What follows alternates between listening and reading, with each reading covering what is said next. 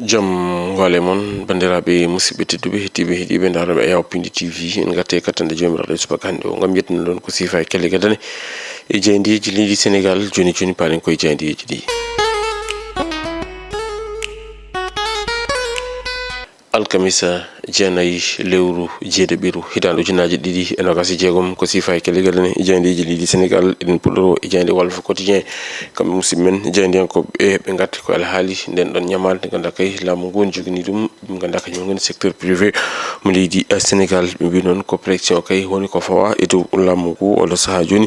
ko Goudi Baydy Agne mo ganduɗa kay ko kanko woni patron o ganduɗa kay kañum woni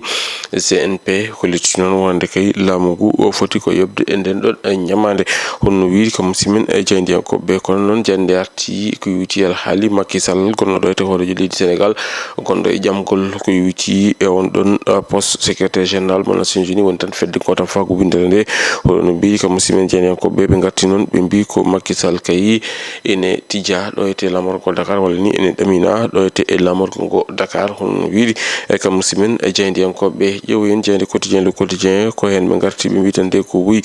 ko yuti alhaali ɗum ganduɗa kay kañum woni e jamgol poste secrétaire général mo Nations Unies o ganduɗa kañum woni Macky Sall o ɓeydima yaccinde ɗum ganduɗa kay kañum woni o tan accéléré on ɗon campagne ko yuti alhaali e jamgol makko on ɗon poste secrétaire général mo Nations Unies kono noon kam simen jeydiyankoɓe ɓe garti ko Goudi Baydy Agne ko yuti alhaali nden ɗon ñamade nde ganduɗa kay laamu ngu ene jogani ɗum secteur privé o ɗo wi kam simen jeydiyankoɓe ɓe ganduɗa kañumen goni secteur entreprise aji ɗi so renaki kay mbaɗat licencié ko heewi ɗum ko caggal nde ɗen ɗon caɗele teska hen hono wi noon banggueji walla ni nokkuji ɗi ganduɗa kay kañumen goni ɓurdi jogade hen kulhuli ma ndiw yimɓe mumen ko to banggue hydrocarbure o hani e to banggue BTP o holno wiiri kam simen e jeydiyankoɓe warti noon hollitti kay woni ko ɗiɗo nokkuji ɓuuri goni nokkuji ɓurɗi jogede kulhuli no fewi holno wiiri jande arti ko yuti alhaali kon ɗon maaro ko ganduɗa kay ko maaro remete ko ɗo ete nder leydi ndi hollitama noon ko caɗele kay woni ko jogui ɓe ganduɗa kañumen goni remoɓe kon ɗon maaro gam ɓe mbawa yeyde e maaro ko garti noon e laamu ngu hol darde nde foti darade hen ɗum kala ene tawe hello sappo e goho e nder jayde wiyetede jayde quotidien le quotidien koye on saaha noon e gardidi natal muɗum o waɗi jayde enquête quotidien kon ɗon maaro ene sati ɗum ɗin ɗon camion ngaji hani e ɗin ɗon sahuji maaro kam e remoɓe muɗum mbi ko hundedeɗi ine hawni Sénégal woni leydi ndi ganduɗa kay ɓurdi wawde wadde importé e maaro e nder aduna nder kono noon maaro muɗum nene noon ka yo yeey ɗo ete nder leydi ndi hono ɗum woni ko mbaɗi kam musidɓe jeydiyankoɓe ɓe garti noon e ko yiwiti alhaali fan o e holno jogori waɗede peeje darnete ɗum kala ne tawe e jayde kono noon kam musidɓe jeydiyankoɓe ɓe garti e Jérôme Boaky mo ganduɗa kay Jérôme Bandiaky mo ganduɗa kay ko procès muɗum wona ɓe mbi noon ko parquet o kañum kay waɗi requis ko ine tolni e duuɓi 5 ɗi o taƴana e suudu dumbirdu ɗum woni ko waɗi gardidi natal muɗum jayde wiyetede enquête quotidien ƴeewoyen jayde nde ganduɗa kañum woni e jayde les échos ko hen kam musidɓe jeydiyankoɓe ɓe garti ɓe mbi ko procès Jérôme Boaky ɓe mbitende ko malgré tout fofoof ene wontande kanko on ɗon Jérôme Boaky ha joni nde o suutani konkuɗi ko fewdi o mo ganduɗa kañum woni Didier Badji kam e Fulbert Sambou ko noon kadi ɓe garti ko yuti e alhaali e ɗin ɗon tumamuyaji ganduɗa kay pawama e dow makko kanko on ɗon gorkajo ɗum kala ene tawe e hello nayyi jayde ganduɗa kay kañum woni jayde wiyetede les échos kono noon kam musidɓe jeydiyankoɓe ɓe garti ko yuti alhaali audit mo ganduɗa kay ko gueɗe debati gorkati en woni tan ɗen ɗon gueɗe gorkati debati en mo ganduɗa kañum woni Doudou Lamine Dieng taggal nde o hetta ɓe kolliti kay kanko oɗon gorkajo o yiddi fofoof holliti kanko o jeyaka e ko tuma ko noon kadi hakkude makko e Pape Cheikh Diallo kam e Djiby Dramé ɗum foof o yiddi ɗum holno wiiri e kam simen e jeydiyankoɓe ɓe ganduɗa kay kamɓe goni e jayde wiyetede jayde les échos ƴeewoyen jayde Vox Populi kamɓe noon ɓe garti ko e on ɗon grève mo ganduɗa kay ko syndicat uji ɗi ene ganni ɗum yuɓɓinde oɗo aljuma ɓe mbi ko ɓen kay syndicat ji ɗi oɗo kay nena nanggui ɗo nangguɗo ha joni kono noon ɓe garti ko yuti alhaali ɓe mbi ko ñalawma hande o kay jogori wonde wonde e ñalawma kongore gonga sabu ɗum ko ñalawma hande o jogori wonde ñalawma pottal mabɓe e cakkitigal hakkude mabɓe laamu ngu beele ɓe keddote on ɗon kerew walla ɓe dartinat hono on ɗon kerew ɗum kala ma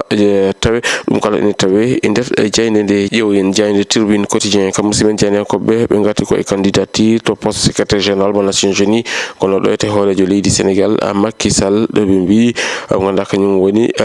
garti noon e mo ganduɗa kañum woni Macky Sall on ɗon posture makko hono no wiiri kam musimen jeynakoɓe caggal nde Madiambal Diagne habri wonde kay mo ganduɗa kañum woni hoorejo leydi ndi Bassirou Diomaye Diakhar Faye o holliti wonde ma nango tan mo ganduɗa kañum woni Macky Sall mo ganduɗa kay ko gonnoɗo ete hoorejo leydi Sénégal gonɗo e ɗaɓɓade ko yuti alhaali poste secrétaire général des Nations Unies ɗum ina tawe e jayde ganduɗa kay kañum woni jayde wiyetede jayde Tribune Quotidien e wiide mabɓe noon hoorejo leydi gonnoɗo ete hoorejo leydi Sénégal Macky Sall ma ɗam ene ɗamina ɗo ete lamorgo ngo Dakar kam e toon to Banjul o wibi noon rewɗa ɗon kala e gueɗe ɗe foof rewɗa ɗon ko mo ganduɗa kañum woni Oumar Sissoko e Mballo gonnoɗo ete hoorejo leydi mo Guinée Bissau ɗum ina tawe e jayde Tribune Quotidien ƴeewoyen jayde L'As Quotidien kam musimen jeynakoɓe ɓe garti ko yuti e alhaali hakkude Ousmane Sonko kam e Diomaye Faye caggal nde o mo ganduɗa kañum woni Diomaye habri wonde kay koko yiɗi darnude lande muɗum dawrugol ene woni nde o mo ganduɗa kañum woni Ousmane Sonko oɗo saaha kay nena waɗa récupérer les anciens ministres muɗum ko noonne kadi ɓe ganduɗa kañum woni wonnoɓe e cabinet ji muɗum ɗum kala mo ganduɗa kañum woni Ousmane Sonko nena eto heptude ɗumen e guila mumen tawtoyani diɗɗal mo ganduɗa kañum woni Diomaye Faye holno wiiri e yande ɓe gui oɗo saaha kay hankkadin faya tan ko e cergal lummogal holno wiiri ɓe wonande kay ɓe ganduɗa kañum woni ɓe non funeɓe ɗiɗo holno wiiri kam musimen e jeydiyankoɓe jayde L'As Quotidien ƴeewoyen jayde Témoin Quotidien ɓe mbitande ko loni ko yuti alhaali secrétaire général des Nations Unies hakkude Pékin e Paris kam e Washington Macky Sall oɗo saaha kay omona joua on ɗon carte diplomatie holno wiiri e jayde ganduɗa kañum woni jayde wiyetede Le Témoin Quotidien jayde guindire nde Le Soleil kañum arti ko e kanɗon goƴe ko ganduɗa kay nene woji ɓesguli ɗi ko yuti alhaali ɗinɗon saseji woni tan ɗinɗon busuji ndiyam ɗi ganduɗa kay ko jeeteɗi ɗo ete nder leydi ndi ɓe kolliti toon wonde kay ɗinɗon busuji wadde ɗum consommé ene wonde ko ɗum risque woni tan ko kulhuli mawɗi e joga hen ko yuti alhaali e rafi cellal yimɓeɓe hono no waɗiri e gardidi e natal muɗum jayde wiyetede jayde guindire nde Le Soleil ƴeewoyen jayde coftal balde nde Rewmi Sport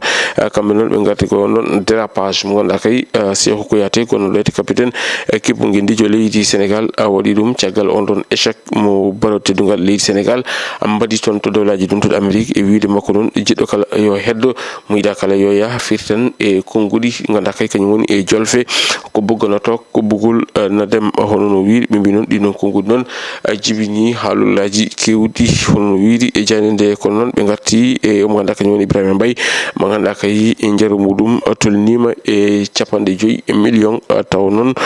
ko koppareje euro ɓe mbi noon ko Ibrahima Mbaye nena waɗa préparé gam tawtoyte toon to ganduɗa kay kañum woni